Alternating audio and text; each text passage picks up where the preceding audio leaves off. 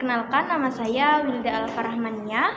Saya Mutiara Rizky Azhara. Di sini kami berdua akan memberikan tutorial cara membangun server ujian dengan ChatGPT. Langsung saja kalian bisa simak videonya.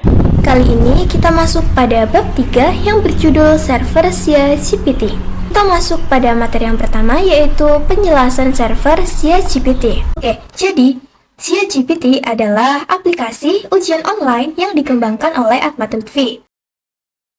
Jika kalian ingin membaca-baca lebih lanjut, kalian dapat pergi ke website dari ahmadlutfi.wordpress.com.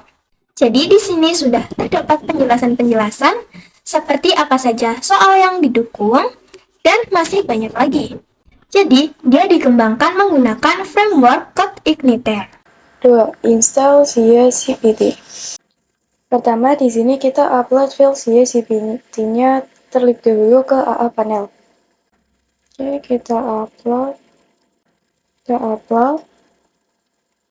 Lalu di sini kita unzip. Lalu confirm. Ke menu database, lalu buat database. Untuk DB name, username, dan password, kalian sesuaikan saja. Lalu confirm. Kemudian kita ke menu website. Kita tambahkan website. Lalu untuk domain name-nya, bisa kalian isikan nama domain kalian ataupun IP-nya terserah kalian ya di sini. Misal 192.168.210.181. Untuk description-nya website, lalu untuk website page-nya pilih yang file tadi kita upload, yaitu aplikasi ujian online. Lalu confirm. Jika sudah, kita confirm. Kita konfigurasi dulu file database PHP-nya. Kita ke menu file, lalu aplikasi ujian online. Lalu ke menu, lalu application. Lalu config. Lalu database PHP. Lalu di sini untuk nama database, username, dan passwordnya sesuaikan dengan informasi database tadi.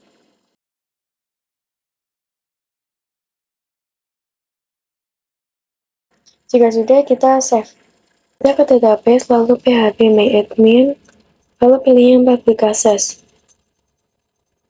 Di sini advanced, lalu kita scroll ke bawah, lalu unsave, lalu continue. Untuk nama penggunanya, ini kita masukkan root. Lalu untuk passwordnya, kita ke root password dulu. Lalu ini kita copy. Lalu tempelkan. Lalu kita masuk.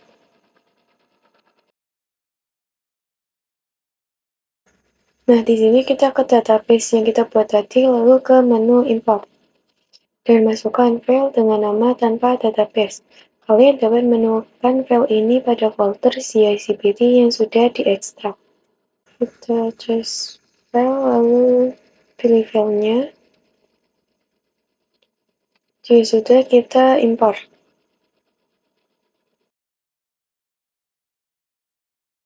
Kita ke menu website, lalu conf. Untuk domain manajernya, isikan IP Ubuntu-nya. Lalu tambah, lalu yang paling bawah ini kita hapus.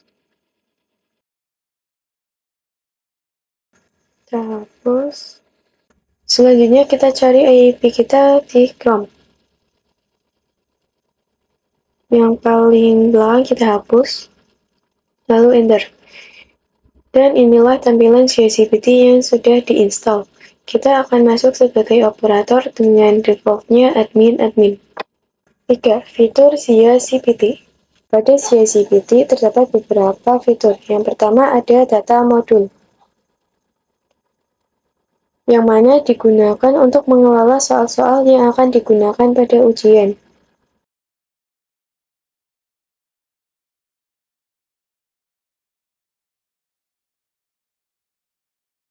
Lalu ada data peserta, yang digunakan untuk mengelola semua hal yang berkaitan dengan para peserta ujian.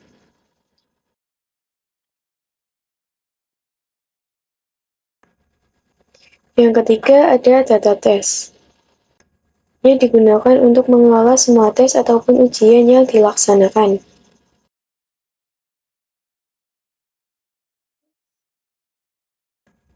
Lalu ada menu laporan, yang mana ini digunakan jika kita membutuhkan suatu laporan tentang pengerjaan ujian, tentang mata pelajaran tertentu ataupun suatu kelas. Dan yang terakhir ada menu pengaturan. Di menu ini berisi tentang semua pengaturan tentang pengelolaan SIA CPT.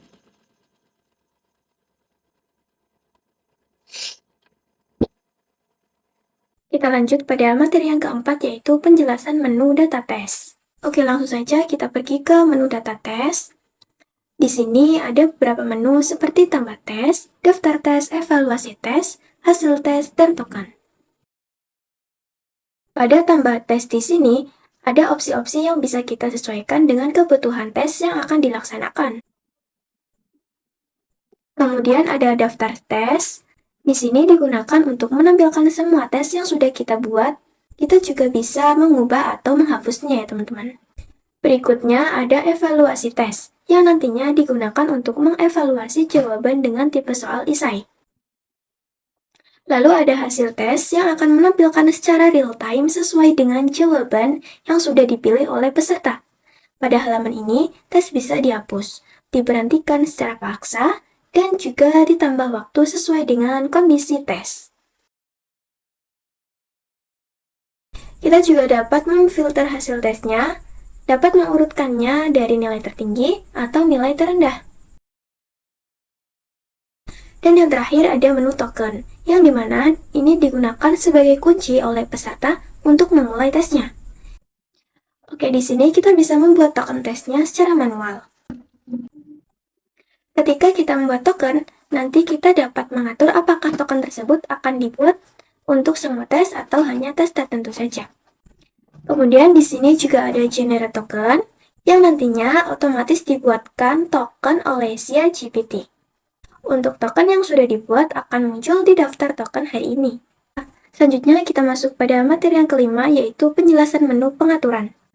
Oke, langsung saja kita ke menu pengaturan. Kemudian pada pengaturan di SIA GPT, di sini ada nama yang digunakan untuk mengatur penggunaan identitas di SIA GPT. Di sini kalian sesuaikan saja dengan sekolah atau organisasi yang akan digunakan. Lalu keterangannya, misal di sini saya masukkan. Lalu di sini pada link login operatornya kita pilih iya ya teman-teman.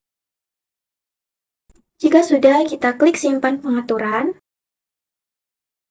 Kemudian di sini juga terdapat pengaturan user, di mana kalian bisa menambahkan multi-user untuk dapat mengelola tampilan operator ini. Nah, di pengaturan level, ini administrator dapat mengubah level hak akses sesuai dengan kebutuhannya. Yang terakhir, terdapat pengaturan menu, yang dapat digunakan administrator untuk menambah fungsi dari SIA GPT. Sekian pembahasan tutorial dari kami. Semoga bermanfaat. Sampai jumpa pada video selanjutnya. Wassalamualaikum warahmatullahi wabarakatuh.